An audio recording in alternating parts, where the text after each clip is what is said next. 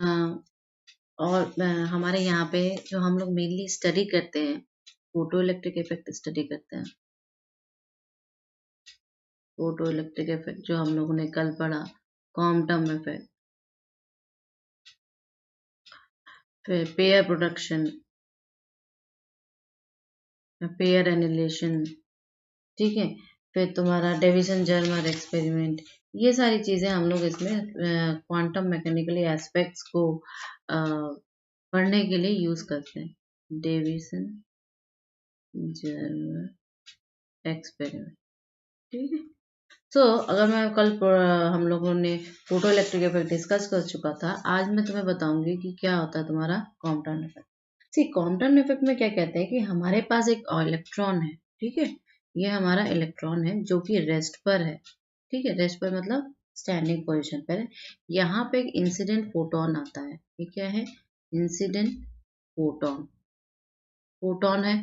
तो फोटोन है तो फोटोन के पास ये एनर्जी क्या होगी, एच न्यू होगी, ये हम लोगों ने कल डिस्कस किया था।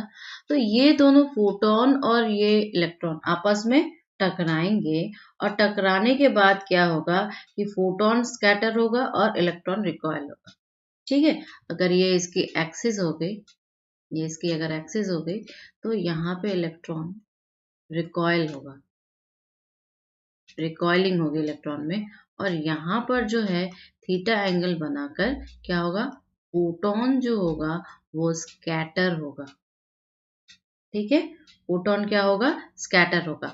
अब इस फोटोन का जो एनर्जी होगा, मोमेंटम होगा, सब अलग होगा, एनर्जी मोमेंटम सब अलग होगा।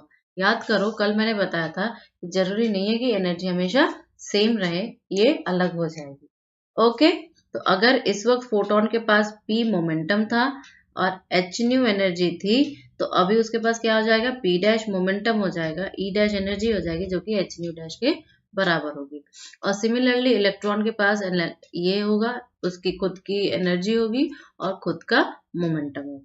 क्लियर है इतनी चीजें, क्या कि यहाँ पर ये रेस्ट पोजीशन पर है, रेस्ट पोजीशन पर फोटोन आके टकरा रही है, और ये एक स्कैटर हो रहा है और एक रिकॉइल हो रहा है, क्या है, इलेक्ट्रॉन और फोटोन का, ठीक है। तो अगर मैं इस हिस्से को देखूं तो इस हिस्से को कहूंगी कि ये बिफोर कॉलिजन है, और अगर इस हिस्से को देखूं तो ये कहूंगी कि आफ्टर कॉलिजन, ठीक है, बिफोर कॉलिजन है और वो आफ्टर कॉलिजन है, समझ में आ गया।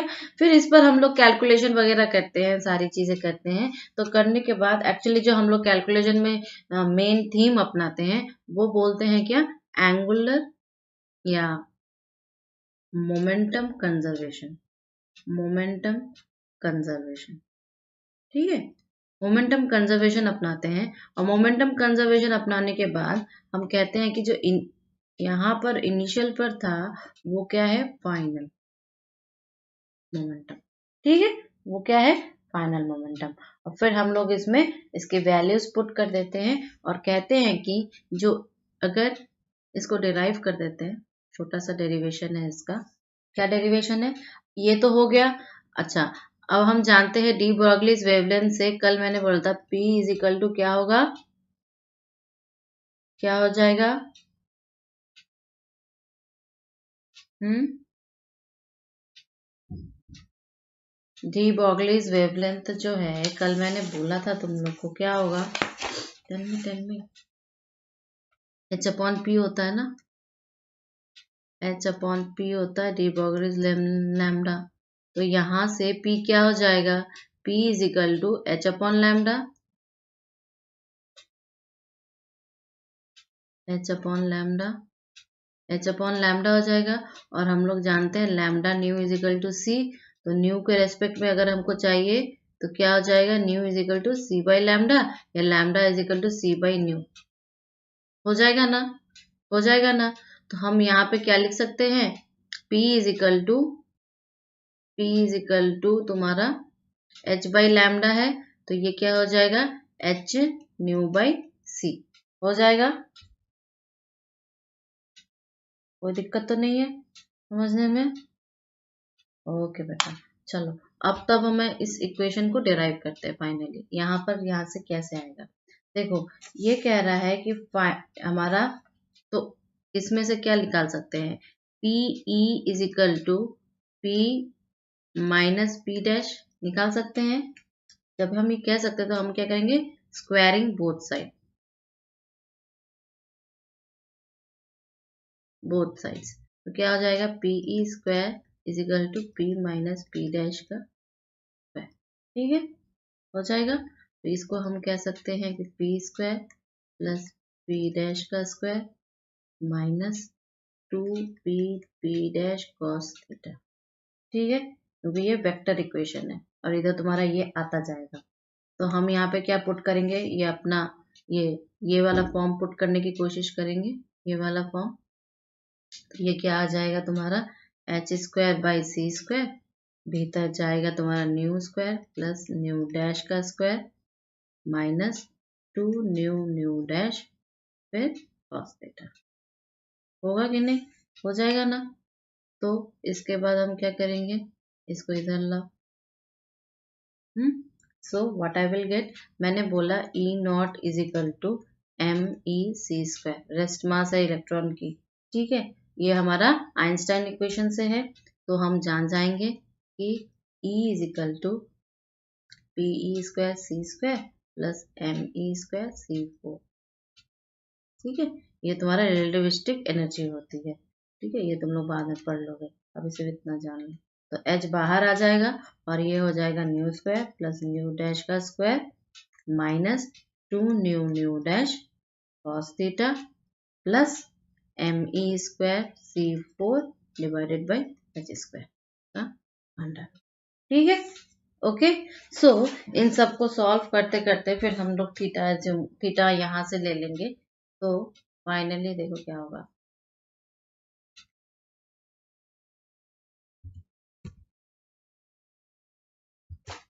ओके। सो अब हम क्या कहेंगे कि E is equal to H nu and E dash is equal to H nu dash. ठीक है, ये हो जाएगा। और साथ में हम कंजर्वेशन ऑफ एनर्जी अप्लाई करेंगे, अप्लाइंग कंजर्वेशन ऑफ एनर्जी। ठीक है, कंजर्वेशन ऑफ एनर्जी अप्लाई करेंगे तो ये क्या हो जाएगा, E plus E not is equal to E dash plus electron की एनर्जी। ठीक है, तो जब ये चीज है तो हम लोग अब यहाँ पर अपना पुट करेंगे पीछे वाले इक्वेशंस को। तो पीछे वाले इक्वेशंस क्या कह रहे हैं, H new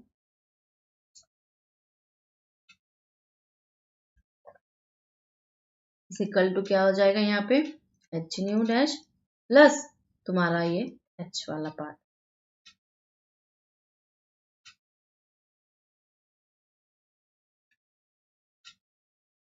M E square C four divided by H square. ठीक है, ये डिविजन कुछ नहीं है, एक बार लिख के ट्राई करोगे तो आ जाएगा। इससे हमें क्या मिलता है, फिर हम सारी चीजों को बाहर निकालते हैं और ये वो करते हैं, तो इससे हमें ये निकल।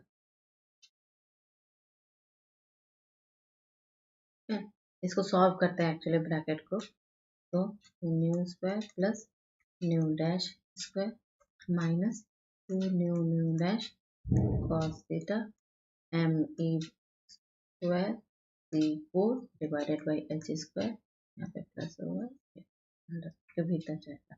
फिर हम क्या करेंगे, दोनों को स्क्वायर करेंगे, दोनों साइड के, इसको हटाने के लिए इसको स्क्वायर करेंगे। तो फाइनली जो हमारा इक्वेशन आएगा 1 upon nu dash minus 1 upon nu is equal to H upon M E C square 1 minus cos theta is equal to 2h by M E C square sine square theta by 2। देखो तुम्हारे लिए ये derivation एक बार याद करना है और numericals के लिए तुम्हें फॉर्मूला लिखना है। इसी को हम लोग जब वेवलेंथ के फॉर्म में लिखते हैं, वेवलेंथ फॉर्म, तो क्या हो जाता है, delta lambda is equal to lambda dash minus lambda is equal to H upon M E C 1 minus cos theta is equal to 2 lambda sine square theta by 2। और ये क्वांटम वेवलेंथ है, ये quantum wavelength है जिसमें हम लोग lambda सी को क्या दिए हैं, लैम्डा सी को ये वैल्यूज दे रहे हैं। ठीक है, ये क्या हो जाएगा, h अपॉन MEC हो जाएगा, क्योंकि हमारा क्वांटम वेवलेंथ है और ये होता है 2.426 इंटू 10⁻12। क्या हो जाएगा, लैम्डा है तो मीटर हो जाएगा। ओके, इसे हम लोग क्या कहते हैं, quantum wavelength of the electron, quantum wavelength of the electron. Okay, इतना क्लियर हुआ कि नहीं। क्वांटम इफेक्ट को एक्चुअली मैंने पूरा इसलिए डिराइव किया क्योंकि ये आता है, इज अननोन, तो इसलिए वो आता है। ठीक है, तो तुम्हें मेन फॉर्मूला क्या याद करना है, you all have to learn this quantum wavelength. Okay, it is very simple, it is not very hard. और एक्सपेरिमेंट तो समझ में आ गया है क्या, कि पहले फोटोन रेस्ट पे रहता है, अरे सॉरी, इलेक्ट्रॉन रेस्ट पे रहता है, फोटोन आके उस पर इंसिडेंट होता है, इलेक्ट्रॉन रिकॉइल होता है, फोटोन स्कैटर होता है एक एंगल से बना। Okay, is it clear? Okay बेटा, एक बात और याद रखना कि पेयर प्रोडक्शन जो है वो कंफर्म करता है कि हमारा जो रेडिएशन है वो क्या है, कॉर्पस्कुलर प्रॉपर्टीज या पार्टिकल नेचर की प्रॉपर्टी है। ठीक है, पेयर प्रोडक्शन मतलब देखो, पेज चेंज कर रही हूँ मैं,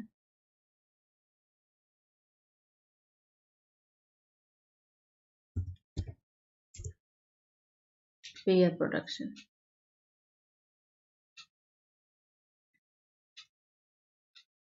पेयर प्रोडक्शन किसका बोलता है, पार्टिकल नेचर का बोलता है, पार्टिकल नेचर को शो करता है। एक बात याद रखना, ठीक है,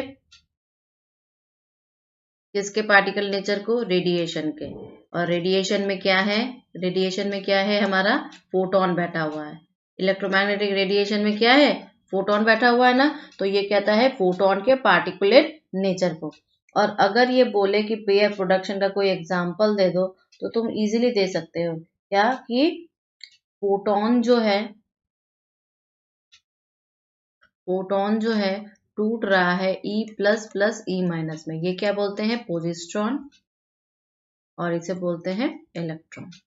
ठीक है, this is your pair production. मतलब है क्या, कि मास एनर्जी रिलेशन को बोलेगा, ये कहां से निकला, अगर कोई बोले कि पेयर प्रोडक्शन कहां से निकला, तो as a consequence of conservation of, अरे सॉरी, ये जो तुम्हारा ये है ना, क्या कहते हैं, आइंस्टाइन का famous equation mass energy relation, consequence of mass energy relation of किसका, किसका है, आइंस्टाइन का है ना, आइंस्टाइन के मास एनर्जी इक्वेशन का डायरेक्ट कॉन्सिक्वेंस है। अब ये कैसे है, देखो, ये तुम लोग बस इतना जान लो कि पेयर प्रोडक्शन क्या होता है, कि जब हम कंजर्वेशन लॉ को अप्लाई करते हैं, कौन से कंजर्वेशन लॉ को, एनर्जी एंड मोमेंटम कंजर्वेशन, ठीक है, इन दोनों को जब अप्लाई करते हैं तो उसका जो किसका किसका किसका, ये चार्ज का, ठीक है। सो व्हाट आई एम सेइंग, कि जब हम पेयर प्रोडक्शन, एक एम्प्टी स्पेस में कभी भी क्रिएट नहीं हो सकता, याद रहे, पेयर प्रोडक्शन कभी भी एम्प्टी स्पेस में नहीं क्रिएट हो सकता। अगर हम सोचो यहाँ पे इलेक्ट्रॉन और पोजिस्ट्रॉन बता रहे हैं एक पेयर प्रोडक्शन का एग्जाम्पल, तो फोटोन इसमें जरूर इंटरैक्ट करेगा एक्सटर्नली, फोटोन इसमें जरूर इंटरैक्ट करेगा एक्सटर्नली। ओके, बस इतना ही तुम लोग जान लो। प्रोडक्शन है, एनिलिएशन भी होता है, एनिलिएशन क्या होगा, इसका ऑपोजिट होगा। ये प्रोडक्शन है तो एनिलिएशन क्या होगा, इसका ऑपोजिट है, मतलब ये टूट रहा है। ठीक है, प्रोडक्शन क्या करा रहा है, बना रहा है, और एनिलिएशन क्या करेगा, टूटेगा। ये ज्यादा आता नहीं है तुम लोग के एग्जाम में। मेनली हम जो अभी बताएंगे वो है तुम्हारा डेविसन जर्मर एक्सपेरिमेंट। मैं पेज चेंज कर रही हूँ।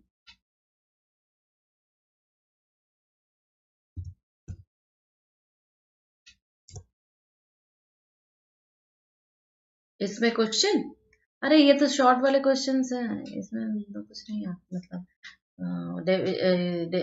पेयर प्रोडक्शन तो कुछ डेफिनेशन पूछ लेगा, और काउंटर इफेक्टिव न्यूमेरिकल आएगा जो बोलेगा कि डेल्टा लैम्डा निकालो। ठीक है, तो डेल्टा लैम्डा तुम लोग को निकालना पड़ेगा, या पूछ लेगा कि क्वांटम वेवलेंथ क्या होती है, या थीटा निकालने को पूछ लेगा। बस यही पूछेगा, इससे ज्यादा कुछ नहीं पूछेगा। ठीक है, नेक्स्ट एक्सपेरिमेंट क्या है? Davisson Germer experiment. इसी से हमारा फेमस डी ब्रोगलीज वेवलेंथ निकलता है। De Broglie wavelength.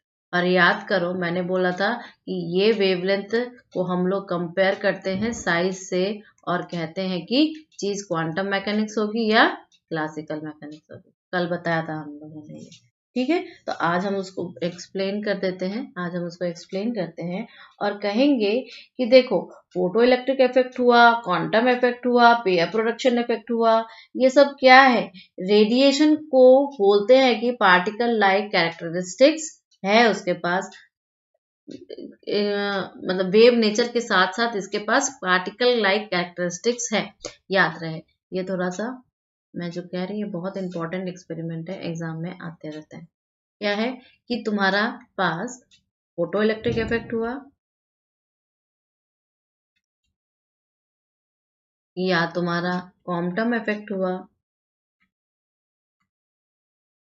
या तुम्हारा पेयर प्रोडक्शन हुआ, पेयर प्रोडक्शन हुआ। ये सब क्या कह रहे हैं? ये सब कह रहे हैं कि रेडिएशन, रेडिएशन जिसमें क्या बैठा है? फोटोन बैठा हुआ है। तो इस फोटोन के पास तो वेव नेचर है ही, वेव नेचर है ही। ठीक है, लेकिन ये सारे एक्सपेरिमेंट क्या शो कर रहे हैं कि इस फोटोन के पास पार्टिकल नेचर भी है, पार्टिकल नेचर भी है। ये है तुम्हारा मेन। तो इसने क्या बोला? इसने क्या बोला कि सब चीजें जो हैं क्या बिहेव करती हैं? इन सब का टोटल कंक्लूजन अगर मैं बोलूं कि क्या होगा, तो इन सब का टोटल कंक्लूजन बोलेंगे वेव पार्टिकल डुअल नेचर। ठीक है, ये इसका मेन मोटो है, wave particle dual nature. Next कहेंगे कि अगर ये सारी चीजें हैं तो जो एवरी मटेरियल जो है, या पार्टिकल, जो मटेरियल पार्टिकल है, उसमें क्या होता है? मोमेंटम होता है, और ये ग्रुप ऑफ वेव्स या मैटर वेव्स की तरह बिहेव करते हैं। ठीक है, तो इसका कंक्लूजन क्या निकला बेटा? इसका कंक्लूजन ये निकला कि every every material particle, material particle जो है उसमें क्या है? डुअल नेचर है। डुअल नेचर होने के कारण उसमें क्या होगा? पार्टिकल है तो मोमेंटम, वेव और पार्टिकल दोनों नेचर है। तो वो क्या कह रहा है कि वो क्या कहेगा? जो प्रत्येक पार्टिकल है, एवरी पार्टिकल जो है, उसमें क्या होगा? एक मोमेंटम होगा, और मोमेंटम के साथ साथ ये किसकी तरह बिहेव करेगा? Behaves as matter waves, matter waves, या हम इसको ग्रुप ऑफ वेव्स की तरह भी कह सकते हैं, ग्रुप ऑफ वेव्स की तरह कह सकते हैं। ओके, ठीक है, जिसके पास अपना एक लैम्डा होता है, जिसके पास अपना एक वेव वेक्टर के होता है, तो हम ये कह सकते हैं कि lambda is equal to H upon P, lambda is equal to H upon P, या हम ये भी कह सकते हैं K is equal to P by H, P by H. This is your what? De Broglie's wavelength. बहुत famous है बेटा, इस पर क्वेश्चन पक्का आता है, डी ब्रोगलीज वेवलेंथ। ओके, ये तुम्हारा कंफर्म है। ठीक है, अब जर्मन ने क्या किया था? जर्मन ने क्या किया था कि जर्मन ने पहले एक निकल क्रिस्टल रखा। निकल क्रिस्टल पर वही जो तुम्हारे सॉलिड का एग्जाम्पल है, यहाँ पे जो सोर्स का एंट्री करवाया वो इलेक्ट्रॉन थे, और दूसरा उसने एक डिटेक्टर रखा और यहाँ पर उसका डिटेक्शन किया। ठीक है, यहाँ पे सोर्स के द्वारा दिया और यहाँ पे डिटेक्शन किया। डिटेक्शन किया तो ये जो थीटा, दो थीटा बने, theta by two, theta by two, और ये तुम्हारी निकल क्रिस्टल पर किया है, निकल क्रिस्टल पर किया है। Okay, is this clear? Tell me how. तो फिर हम लोगों ने इस पर कौन सा चीज अप्लाई किया?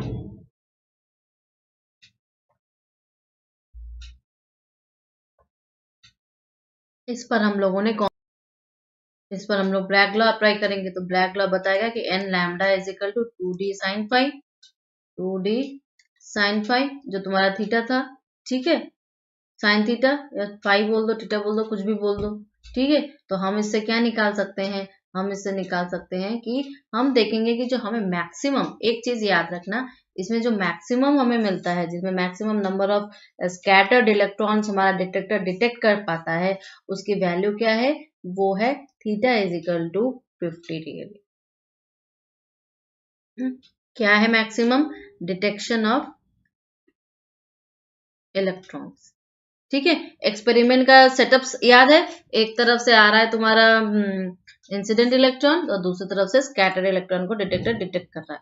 तो इस 50 डिग्री को हम इस पे बैठाएंगे, और मैंने बोला कि जो ब्रैग्स की जो ग्रेटिंग बन रही है, ब्रैग्स की जो ग्रेटिंग बन रही है, वो जो है d is equal to D sine theta है, और ये कैपिटल D जो है, ये हमारा डिस्टेंस है किसके बीच में, एटॉमिक लेयर्स के बीच में,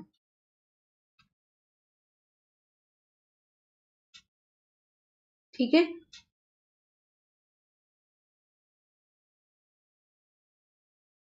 ओके, ठीक है।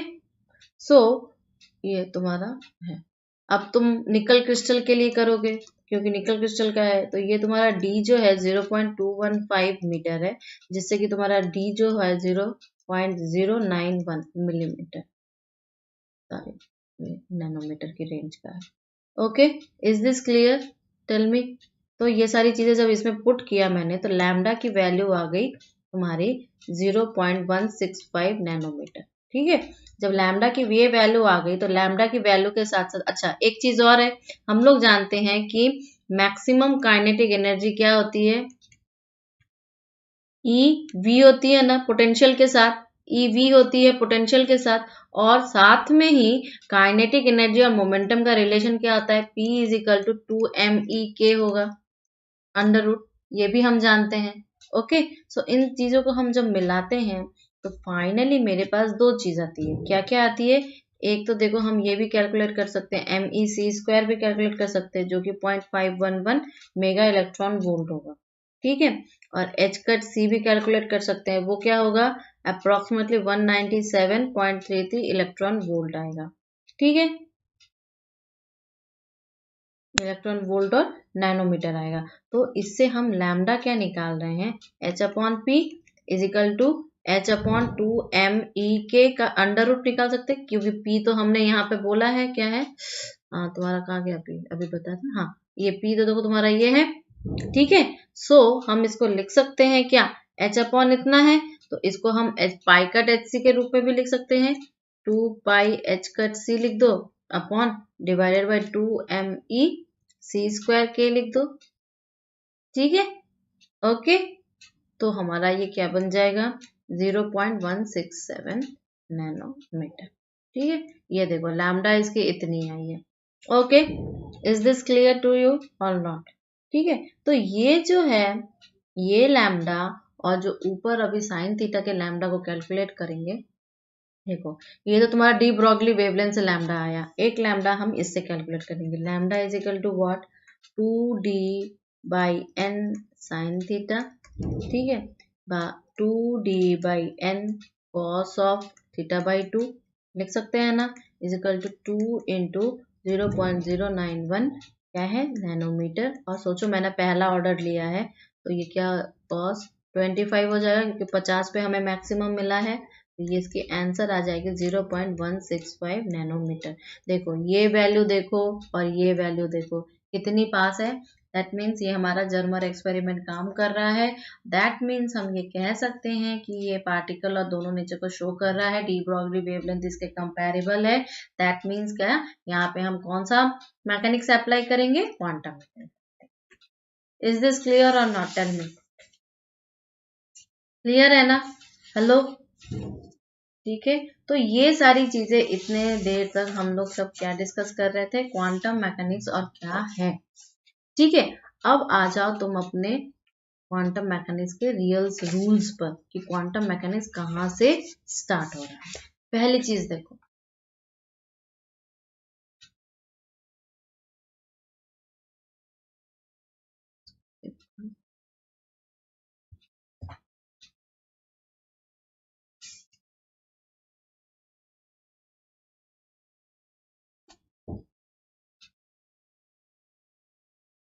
अब देखो, पहली चीज क्या है, quantization of energy. Quantization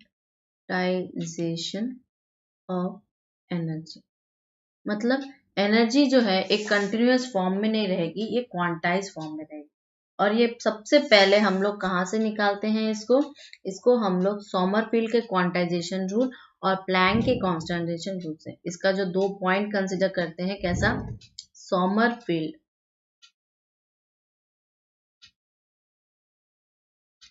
quantization rule, Sommerfeld के क्वांटाइजेशन रूल से। सोमरफील्ड का क्वांटाइजेशन रूल क्या कहेगा बेटा, सोमरफील्ड का क्वांटाइजेशन रूल कहेगा कि अगर हम क्लोज पाथ में इंटीग्रल करेंगे किसका, मोमेंटम का dx के साथ, तो हमें एक NH मिलेगा, मतलब एक क्वांटाइज फॉर्म मिलेगा। क्या है, integration of momentum with a displacement.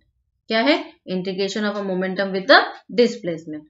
और दूसरा है हमारे पास प्लैंक, जो कि कल ही हम लोगों ने पढ़ा, प्लैंक्स क्वांटाइजेशन रिलेशन। वो क्या है, is equal to NH nu. क्या है, ये हम लोग एक कैविटी के भीतर रेडिएशन को देख रहे थे और बोला कि वो ऑक्सीलेटर की तरह ऑक्सीलेट कर रहा है, जिसकी एक डेफिनेट एनर्जी रिलेशंस है, जिसकी हम लोग फाइनली एवरेज एनर्जी निकाले थे, सारी चीजें निकाल रहे थे। इज दिस क्लियर और not, tell me. Hello, hello, hello.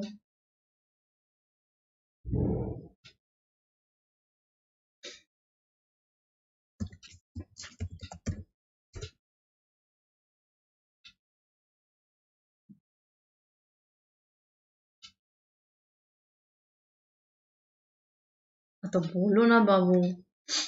देखो, हम लोग कहेंगे सबसे पहले क्वांटम मैकेनिक्स में कि हमारे पास एनर्जी का क्वांटाइजेशन होगा, मतलब एनर्जी जो है 1 2 3 4 5 ऐसे लेवल्स बोलेंगे एनर्जी का, ठीक है। और हर एक एनर्जी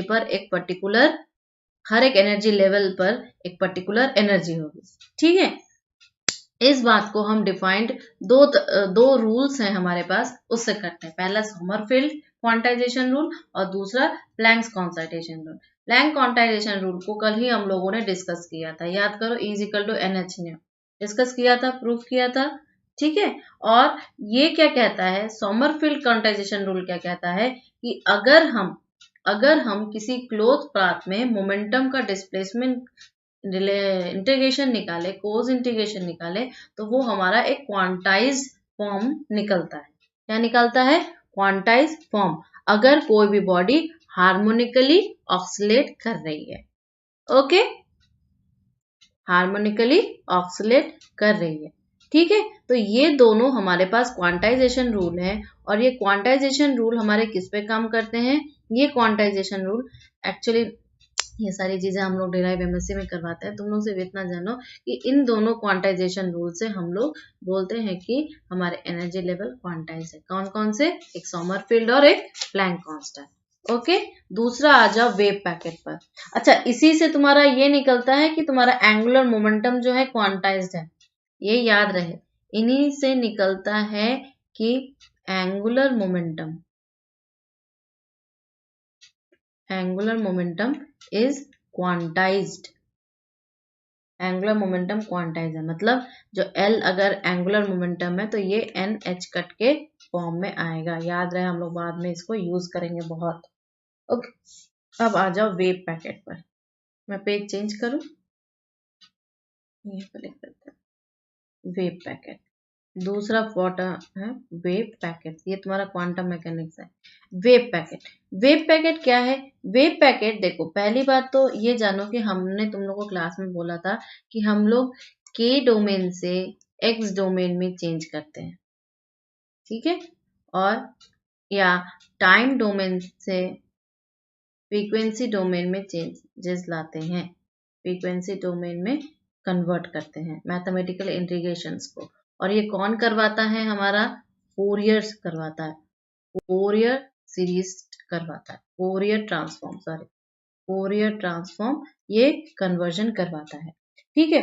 अब देखो वेव पैकेट्स क्या कहेंगे। वेव पैकेट्स हम ऐसी चीजों को बोलेंगे कि मतलब एक लोकलाइज फॉर्म में पार्टिकल्स को एग्जिस्टेंस कहते हैं। ठीक है, जैसे कि मतलब सोचो कि अगर हमारे पास एक कोई भी क्वांटम मैकेनिकल सिस्टम है, जैसे कि सोचो कि हम क्वांटम मैकेनिकल सिस्टम को अप्लाई कर रहे हैं, तो मेरे पास एक वेव फंक्शन होगा। वेव फंक्शन होगा और अगर हम कहें कि वो वेव फंक्शन एक जगह पर, लोकल जगह पर एग्जिस्ट कर रहा है, जो कि डी ब्रॉगलीज वेवलेंथ फ्रीक्वेंसी के साथ वेल डिफाइंड है, तो हम ये कहेंगे कि वो एक वेव पैकेट को दिखा रहा है। ठीक है, वो एक वेव पैकेट को दिखा रहा है। या अगर हम लोग इस अच्छा एक मैंने बोलना भूल गई, Heisenberg uncertainty principle. I am changing the page, wait wait,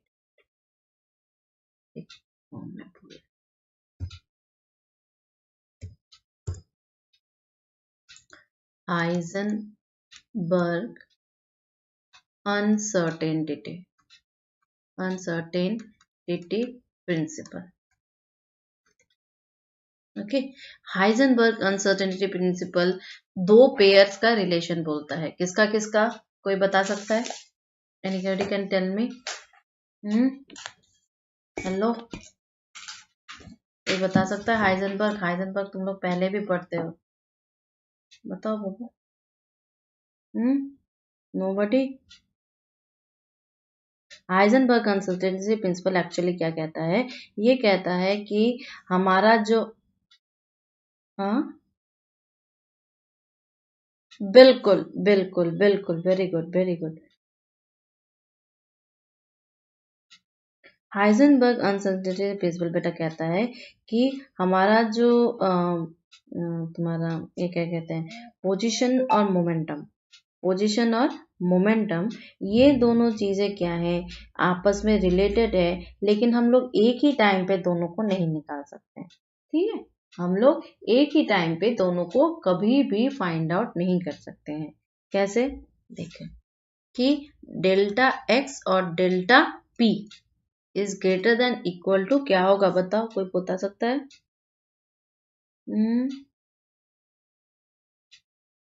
anybody can tell मी?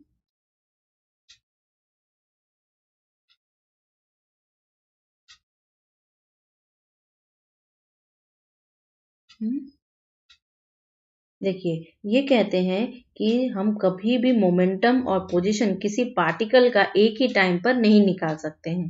ठीक है, सिमिलरली वो ये भी कहता है कि एनर्जी और टाइम जो है सेम टाइम पर हम नहीं निकाल सकते हैं।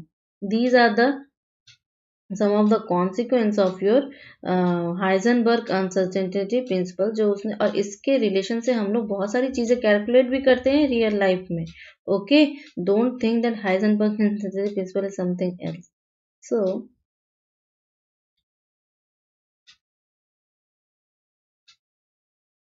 I will give you one relationship। ठीक है, एक रिलेशनशिप हम लोग बोलेंगे और इस रिलेशनशिप से आप इजीली कैलकुलेट कर सकते हो हाइजेनबर्ग अनसर्टेनिटी प्रिंसिपल को। चलो दिखाते हैं तुमको।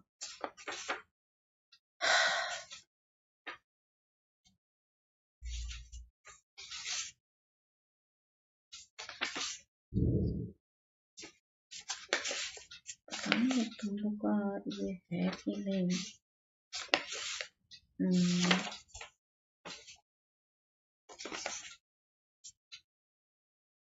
देखो एक्चुअली ये h/2 होता है। ठीक है, हाइजेनबर्ग अनसर्टेनिटी प्रिंसिपल में, और इसी समय सेम टू सेम तुम्हारा डेल्टा ई और डेल्टा टी का रिलेशनशिप होता है greater than equal to h/2। ठीक है, ओके, ये होता है तुम्हारा ऐसे।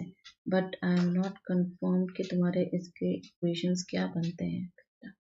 Just give me one time, I am searching one equation तुम्हारे एग्जाम्स में आते हो, जैसे कि तुम्हें इससे हेल्प मिले।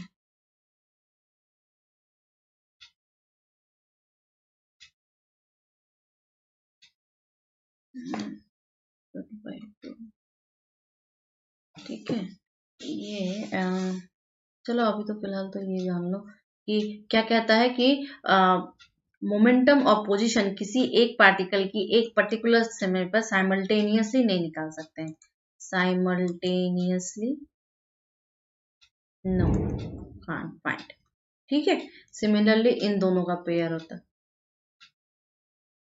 एच कट बोलते हैं, एच कट, एच कट बोलते हैं, और ये h/2 के बराबर होता है। ठीक है, ओके। तो ये क्या हो गया, ये तुम्हारा क्या कहते हैं कि अनसर्टेनिटी प्रिंसिपल है। ठीक है, अनसर्टेनिटी प्रिंसिपल क्या कहता है कि हम दोनों चीजों को एक साथ एक ही पॉइंट पर डिस्कस नहीं करते हैं। तो अगर हम बोले कि किसी पार्टिकल का वेव नेचर शो करना है, तो सबसे पहले हम क्या शो करेंगे उसको, सबसे पहले हम क्या शो करेंगे, देखो बेटा, अगर हमें ये कहा जाए कि पार्टिकल का वेव नेचर शो करो, तो तुम किसका इस्तेमाल करोगे, तुम लोग किसके हेल्प से करोगे, वेव पैकेट के हेल्प से करोगे, वेव पैकेट के हेल्प से। ठीक है, देखो अभी हम लोग डेरिवेशन स्टार्ट कर देंगे क्वांटम मैकेनिक्स का, सो बी अलर्ट ओवर हियर। ठीक है, अब सबसे पहले हम क्या करेंगे, हम कहेंगे कि हमारे पास कोई प्लेन वेव है, हमारे पास कोई क्या है, प्लेन वेव है। ठीक है, प्लेन वेव है जिसको हम साई से शो कर रहे हैं और बोल रहे हैं कि ये एक्स और टी का फंक्शन है। एक्स और टी का मतलब मोमेंटम और टाइम का फंक्शन है। तो हम प्लेन वेव को कैसे शो कर सकते हैं, ई टू द पावर क्या हो जाएगा, आई के dot x minus omega T. ये हम जानते हैं एक पार्टिकल का, अरे एक प्लेन वेव का इक्वेशन है ना, सॉल्यूशन इक्वेशन है, ये हम लोग जानते हैं। हमारे पास स्टफ के रूप में क्या क्या मौजूद है, P इज इक्वल टू h/लैम्डा मौजूद है, या इसे ही हम एच कट के भी कह सकते हैं, कह सकते हैं ना, नो क्वेश्चन राइट। और हम ये भी जानते हैं E is equal to H nu होगा, जो कि एच कट ओमेगा के बराबर होगा, ये भी जानते हैं। ये सारी चीजें हमारे पास ऑलरेडी है, जहां पे omega is equal to 2 pi nu होता है। ये हम लोग जानते हैं कि नहीं, बताओ, हेलो, जानते हैं। तो देखो यहाँ पे हम लोग जब भी हम लोग इस वेव पैकेट को डिफाइन करते हैं, दो तरह की वेलोसिटीज बोलते हैं, टू टाइप्स ऑफ वेलोसिटीज। एक होती है ग्रुप वेलोसिटी और एक होती है फेज वेलोसिटी। ठीक है, फेज वेलोसिटी, ग्रुप वेलोसिटी बोलेगा क्या कि एक्चुअली जो ये वेव पैकेट होता है ना बेटा, ये ऐसा होता है। ठीक है, और इसमें क्या होता है, ये ग्रुपिंग होती है, ये पूरा का पूरा वेव पैकेट। अब वापस ऐसे ऐसे एक और चलेगा जिसमें तुम्हारी फिर से एक ग्रुपिंग आ जाएगी, फिर से एक ग्रुपिंग आ जाएगी, तो इसे हम लोग कहते हैं वेव पैकेट एक्चुअली। ठीक है, तो एक हो जाती है तुम्हारी क्या, फेज वेलोसिटी, और एक हो जाती है ग्रुप वेलोसिटी। फेज वेलोसिटी क्या होती है, ओमेगा बाई के होती है, और ग्रुप वेलोसिटी क्या होती है, डी ओमेगा बाई डी के होती है। Is this clear, hello? ठीक है, तो हमारे पास ये सारी चीजें हैं। दूसरी हम कहेंगे, इतना नोट कर लिया, आई एम चेंजिंग द पेज।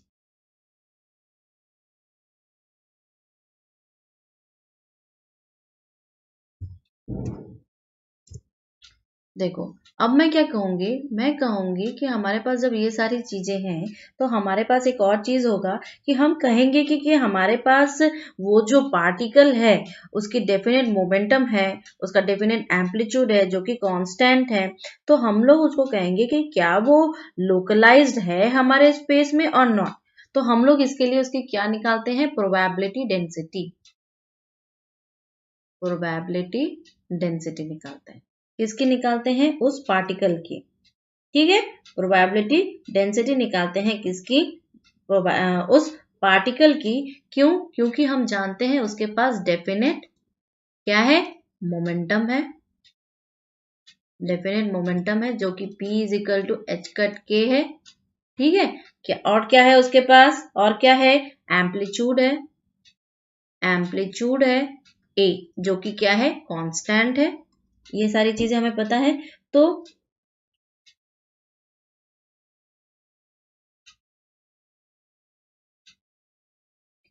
तो हम लोग कहेंगे कि इसके पास, इस पार्टिकल्स के पास, it corresponds, it corresponds to a complete lack of localization, localization of the particle, localization of the particle in space. ठीक है, स्पेस में complete localization of the particle को ये लैक करेगा। क्यों करेगा बेटा? क्योंकि हम लोग यहाँ पे किसको अप्लाई किए हैं? अनसर्टेनिटी प्रिंसिपल को।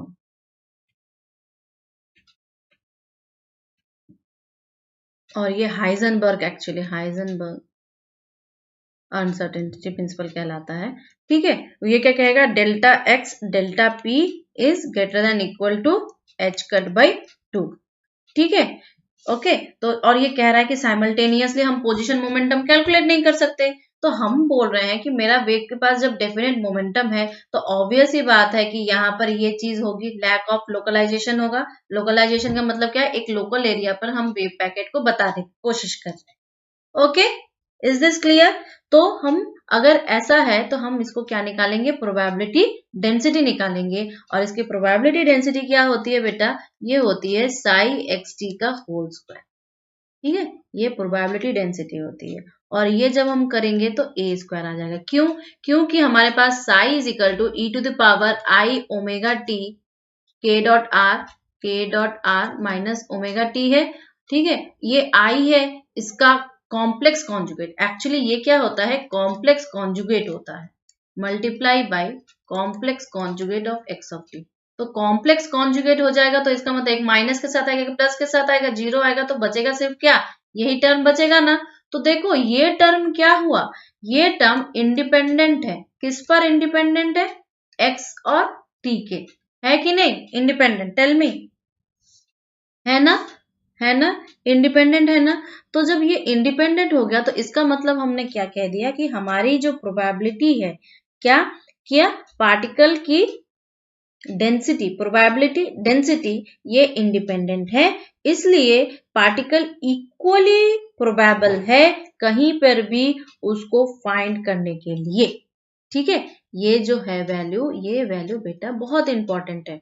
ये क्या कहता है? ये देखो, ये वैल्यू कहता है कि ये वैल्यू क्या कहता है? ये वैल्यू कहता है कि तुम्हारा जो पार्ट, एक तो इंडिपेंडेंट है ये कहेगा, दूसरा कहेगा कि द पार्टिकल जो है इक्वली प्रोबेबल है, has equal probability of being found anywhere। और इस एनीवेयर को हम क्या कह सकते हैं? Minus infinity two plus infinity कह सकते हैं। इज दिस क्लियर और नॉट? ठीक है, तो हम कह सकते हैं कि एक सिंगल वेव कभी भी लोकलाइज पार्टिकल को रिप्रेजेंट नहीं कर सकता। One single wave can not represent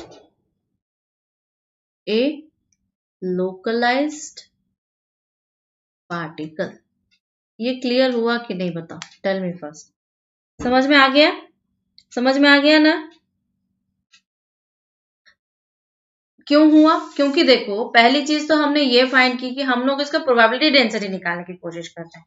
फिर से एक बात बता रहे हैं, हम लोग क्या कह रहे हैं? वेव पैकेट की बात कर रहे हैं। किसकी बात कर रहे हैं? वेव पैकेट की। वेव पैकेट की बात करने से पहले मैंने तुम्हें ये कहा कि हमारे पास ऑलरेडी एक हाइजेनबर्ग अनसर्टेनिटी प्रिंसिपल मौजूद है। ठीक है, हमारे पास ऑलरेडी एक हाइजेनबर्ग अनसर्टेनिटी प्रिंसिपल मौजूद है। हाइजेनबर्ग अनसर्टेनिटी प्रिंसिपल क्या कहता है कि पोजीशन और मोमेंटम को एक ही टाइम पर साइमल्टेनियसली किसी एक पार्टिकल का हम नहीं निकाल सकते। जब ऐसी सिचुएशन आ गई तो हमने बोला कि चलो ठीक है, हमारे पास एक प्लेन वेव है, उसका इक्वेशन मुझे पता है, और जो कि साई है। ठीक है, जो कि साई है। अब हम निकालना चाहते हैं प्रोबेबिलिटी डेंसिटी। प्रोबेबिलिटी डेंसिटी क्या निकालना चाहते हैं? कि हम देखना चाहते हैं कि भैया वो पार्टिकल हमारा किसी एक पर्टिकुलर जगह पर पाने की, लोकलाइज्ड एरिया पर पाने की क्या प्रोबेबिलिटी है। ठीक है, तो हमने उसको क्या किया कि प्रोबेबिलिटी डेंसिटी निकाला, कॉम्प्लेक्स कॉन्जुगेट का मल्टीप्लाई किया, तो मेरे पास सिर्फ और सिर्फ उसका एम्पलीट्यूड स्क्वायर निकला। क्या निकला है? एम्पलीट्यूड स्क्वायर निकला है।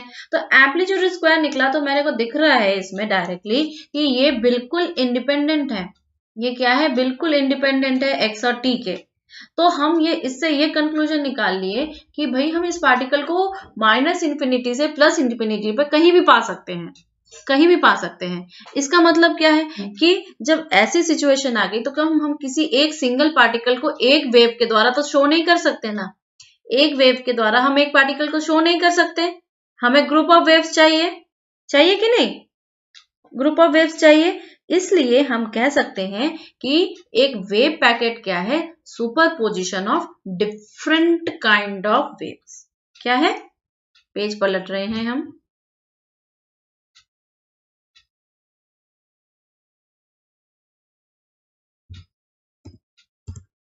तो हम ये कह सकते हैं कि क्या, very important line, wave packet. Wave packet क्या है? ये वेव पैकेट, वेव पैकेट है, ये है, कैन बी फॉर्म्ड बाय सुपरपोजिंग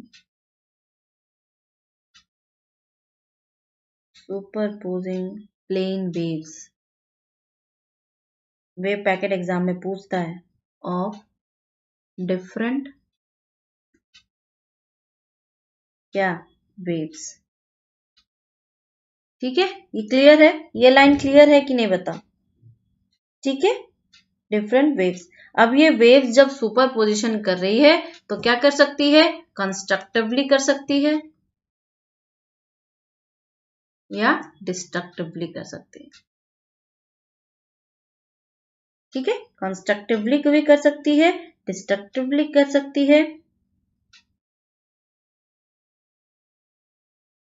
बताओ भाई, समझ में आया है कि नहीं आया है? आ गया? कोई दिक्कत तो नहीं है? कोई दिक्कत तो नहीं है?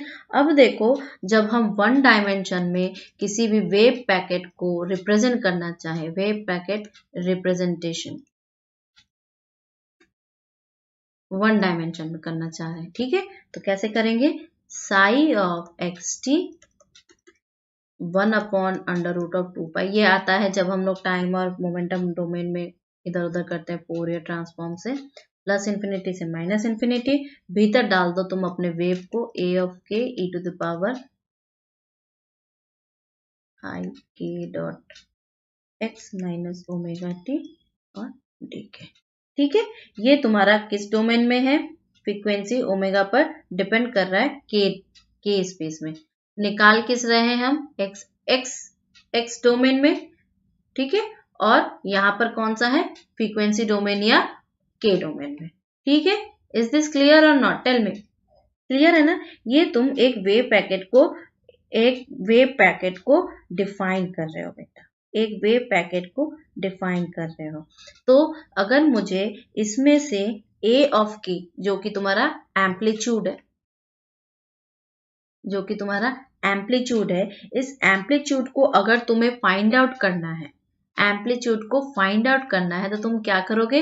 इस पर तुम अपना रिवर्स या इनवर्स, हम लोग कहते हैं, फोरियर ट्रांसफॉर्म अप्लाई करोगे, फोरियर ट्रांसफॉर्म अप्लाई करोगे। ठीक है, तो जब हम इस पर रिवर्स या इनवर्स फोरियर ट्रांसफॉर्म अप्लाई करते हैं तो ए ऑफ के जो आता है वो निकल के क्या आएगा? सेम, पहले तो तुम्हारा ये 2π इंटू हो जाएगा, इधर सेम माइनस इन्फिनिटी से प्लस इन्फिनिटी करोगे और यहाँ पे आ जाएगा साई ऑफ एक्स टी, और ये हो जाएगा e⁻⁻i k.x minus omega T into तुम्हारा dx हो जाएगा। ठीक है, ये दो तुम्हारे पास इंपॉर्टेंट रिलेशंस बने वेव पैकेट के, ये दो याद रखना। इसी पे इंटीग्रेशंस के कभी क्वेश्चंस आ जाते हैं, कभी क्वेश्चंस नहीं आते हैं, ये डिपेंड करता है कि क्या निकालना। ठीक है, क्लियर है? नहीं, अभी तो कोई डेरिवेशन नहीं है, डेरिवेशन तो बाद में आएगा। डेरिवेशंस तो बहुत है क्वांटम मैकेनिक्स में, चिंता ही मत करो, कल से हम लोग डेरिवेशंस शुरू कर देंगे।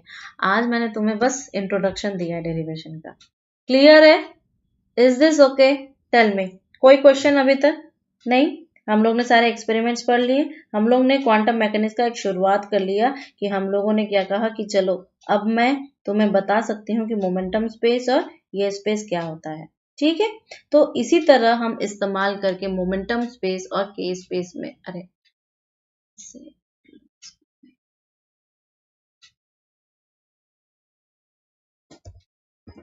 देखो, इसी तरह हम कर सकते हैं